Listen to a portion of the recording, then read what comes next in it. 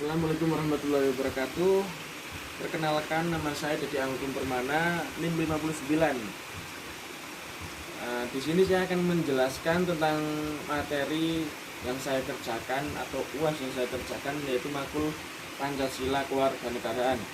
Soal yang pertama yaitu pentingnya pendidikan kewarganegaraan itu seperti apa toh? Nah, yang pertama adalah mengajarkan siswa untuk mampu memahami dan melaksanakan hak dan kewajiban secara sopan, santun, jujur, dan demokratis, serta ikhlas sebagai warga negara. Ini merupakan hal yang mendasar dalam pelajaran pendidikan kewarganegaraan.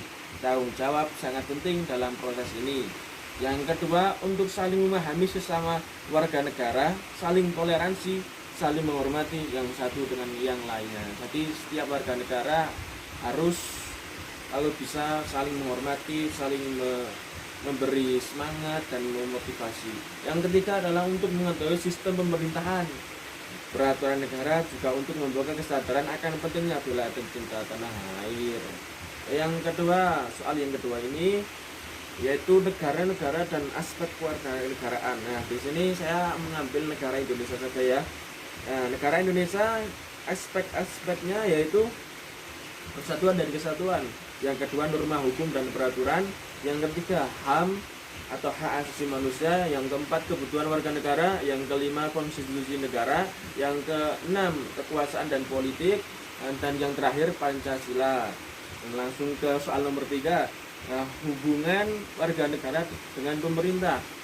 Nah, hubungan warga negara dengan pemerintah ini saya ambil dalam UUD pasal 26 sampai 34 tahun 1945. Yang pertama, hak memperoleh kedudukan yang sama dalam hukum dan pemerintahan.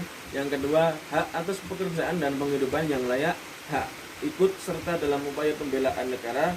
Yang keempat, hak memperoleh kesempatan yang sama dalam pemerintahan. Nah, yang terakhir adalah sistem warga negara, hak ikut dalam usaha pertahanan dan keamanan negara. Nah, ya, langsung aja untuk soal yang terakhir. Soal yang terakhir ini adalah peranan warga negara dalam berbangsa dan bernegara. Ini saya bagi menjadi 5 kelompok. Yang pertama, peran pasif. Yang kedua adalah peran aktif. Yang ketiga adalah peran positif. Yang keempat adalah peran negatif. Dan yang terakhir adalah peran warga negara dalam kehidupan politik, hukum, ekonomi, sosial, dan budaya, dan hankam. Nah, mungkin itu saja presentasi dari saya. Kurang lebihnya saya mohon maaf. Wassalamualaikum warahmatullahi wabarakatuh.